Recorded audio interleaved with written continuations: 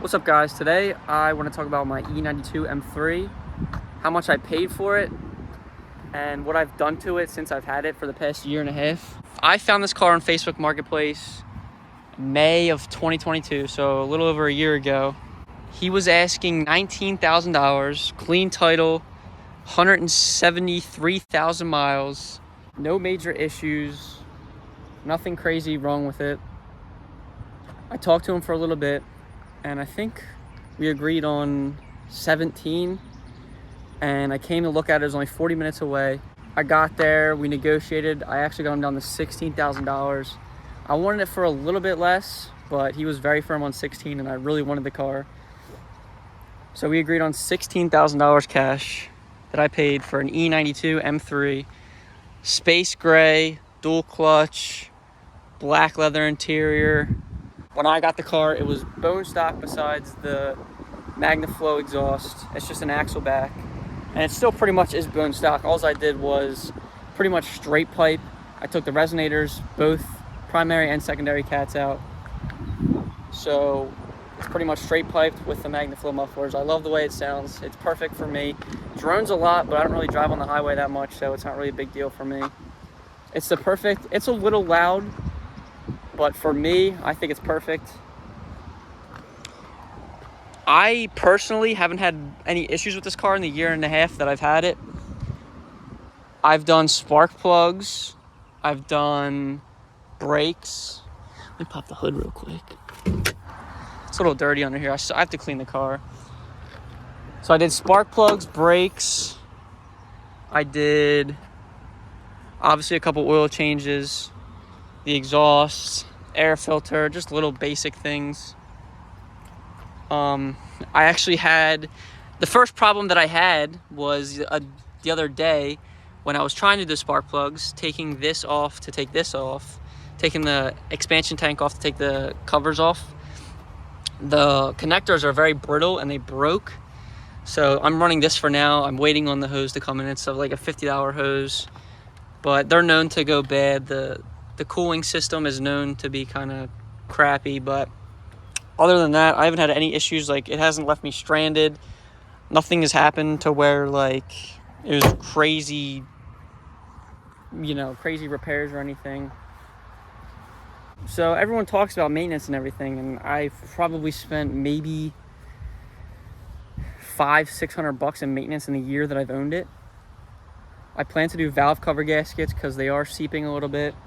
I plan to do the transmission service soon, just the fluids and the filter and the trans, and probably a rear disc service soon too. And all that is also relatively cheap. It's a little more expensive than you would expect. Like, I think valve cover gaskets with the spark plug tubes, they're a little expensive, but it's like $400 for the valve cover gaskets and the tubes.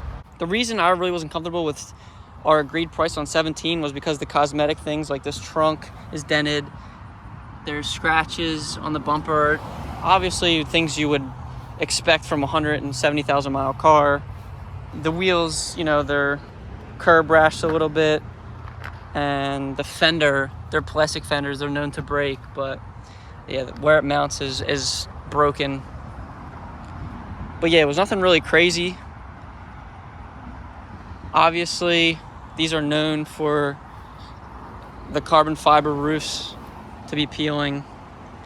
Unfortunately, it's getting pretty bad. I have to see if someone would repair it, because I know people replace the whole roof, but I don't know if I really want to do that. I want to see if someone can just repair it.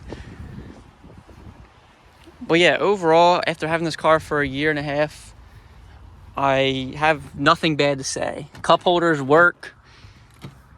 The seatbelt grabbers, they come out, but they don't actually grab the seatbelt and pull it for you.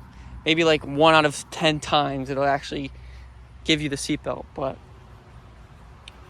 other than that, this car, really no complaints at all.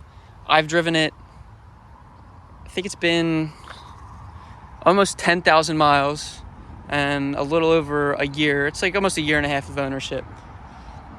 And I really don't have anything bad to say about this car. I was told not to buy it by so many people because of the miles, because no proof of rod bearings. This car has not skipped a beat whatsoever. A lot of people think I'm crazy because this car has 180,000 miles now, no proof of rod bearings. I don't know when the throttle actuators were done last, and I still drive it every day. I just do what everyone says. I do what any car owner should do, is I take care of it. I maintain it the way it should be maintained. I let it warm up like it's supposed to be warmed up. I don't know if you guys are aware or not, but with these cars, they have the rod bearings go bad because of the clearance.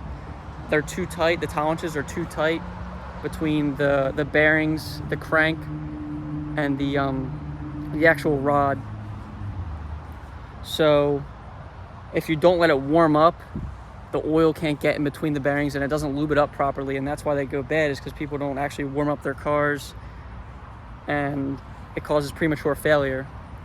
I'm 99% sure the bearings have had to have been done at some point, because I feel like there's no way this car would still be running with OE bearings in it. So yeah, $16,000 is what I paid for my E92 M3 with 173,000 miles on it. I have it up on Facebook right now, but it was only really to trade for an E90 M3, which is a car that I would really enjoy having, but I don't think I'll ever end up getting rid of this car. I think someone would have to smack me in the face with like $19,000, $20,000 for me to actually get rid of it. So I hope you guys enjoyed the content. I plan on making a lot more videos.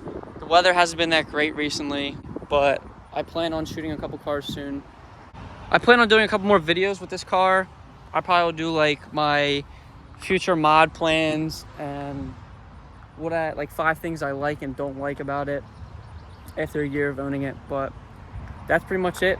I just wanted to let you guys know how much I paid for it and how I feel about the car. And I will see you guys next time. Peace.